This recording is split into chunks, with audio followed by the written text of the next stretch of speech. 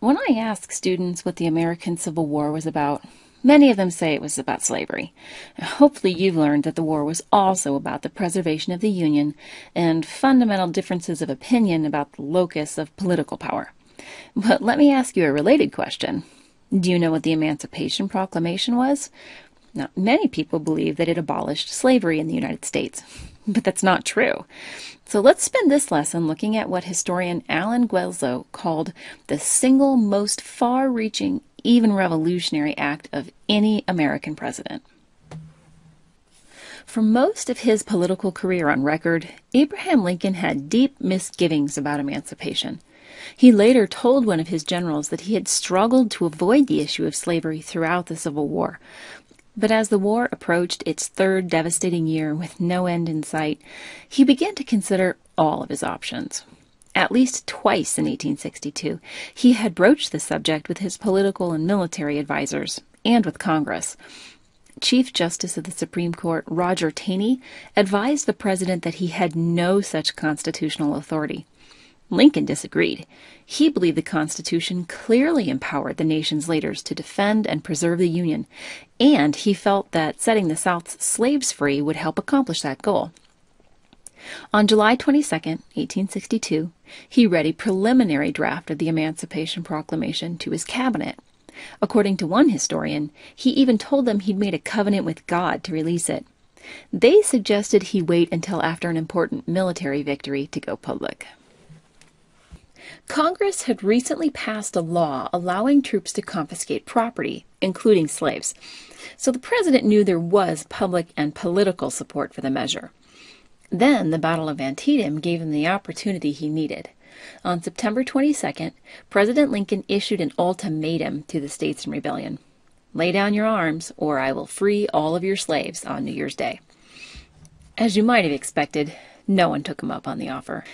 So the Emancipation Proclamation was published, declaring, quote, all persons held as slaves within any state or designated part of a state, the people whereof shall then be in rebellion against the United States, shall be then, thenceforward, and forever free. Unquote. The Emancipation Proclamation went into effect on January 1st, 1863, freeing 3 million African American slaves in the Confederacy. Cynics like to suggest that the Emancipation Proclamation was meaningless propaganda that never freed a single slave, and that Union leadership was racist and had ulterior motives. These cynics are both correct and incorrect. Most notably, the proclamation did not free any slaves in the loyal border states or in areas of the South already under Union control, such as New Orleans. And Lincoln's Secretary of War endorsed it solely because it would both reduce the manpower of the South while increasing the manpower of the North. At least, it would have those effects if slaves knew about it and acted upon it, and Southern civilians didn't take up arms against them. Truthfully, Lincoln didn't have the manpower to enforce the Emancipation Proclamation if masses of slaves hadn't simply walked out. But they did. After the proclamation's publication in September, Union troops began reading it everywhere they went, and there are eyewitness accounts and even photographs of former slaves now walking free on New Year's Day in different parts of the South. Clearly, people were freed. 2 years later, a young boy recalled how a Union officer had read the proclamation to the slaves on his plantation, which they didn't understand. He said, after the reading, we were told that we were all free and could go when and where we pleased. My mother, who was standing by my side, leaned over and kissed her children while tears of joy ran down her cheeks. The more territory the Army and Navy entered, the more slaves that were emancipated. Of course, there were Americans who opposed the measure, both civilian and military. President Lincoln's Republican Party lost seats in that year's congressional election, and many feared he would be thrown out of office. Some considered it an abuse of executive power. But far more Americans embraced the new war effort, and by tying the conflict directly to slavery, England and France, both of which had abolished slavery, finally abandoned their possible interest in recognizing the Confederacy. There are reports of desertion in the Army and troop protests, and even General McClellan opposed it. But many more soldiers welcomed this new purpose to their efforts. The word spread, and emancipation took place largely without violence by either former slaves or former owners. It's true that emancipation was also a strategic military action. For one thing, slaves were more than just laborers to process cotton. They acted essentially as support staff both in the army and on the home front, so their release would devastate the enemy's resources. On the other side of the line, emancipation boosted Union troop numbers, since the document expressly stated, quote, that such persons of suitable condition will be received into the armed service of the United States to garrison forts, positions, stations, and other places, and to man vessels of all sorts in said service, unquote.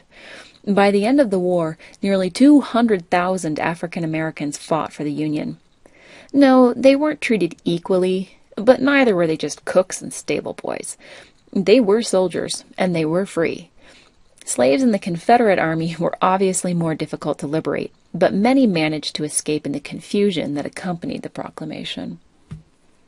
The court of public opinion has had nearly a century and a half to pick apart the Emancipation Proclamation and suggest all manner of problems.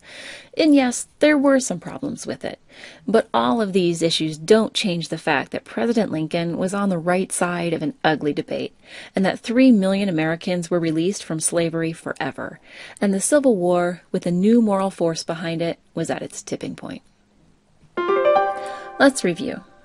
2 years into the American Civil War, President Abraham Lincoln began considering an action to free slaves in the South. He sought input from many sources and received conflicting opinions, but Lincoln believed he had the constitutional authority to emancipate slaves in rebellious states, and following the Battle of Antietam, he issued an ultimatum to the Confederacy: stop the rebellion or lose your slaves. They chose the latter, and on January 1st, 1863, the Emancipation Proclamation went into effect, setting free millions of humans in the southern part of the United States. The action was controversial at the time, and its critics persist to this day. Though the Emancipation Proclamation did not abolish slavery in the United States, it transformed the course of the Civil War.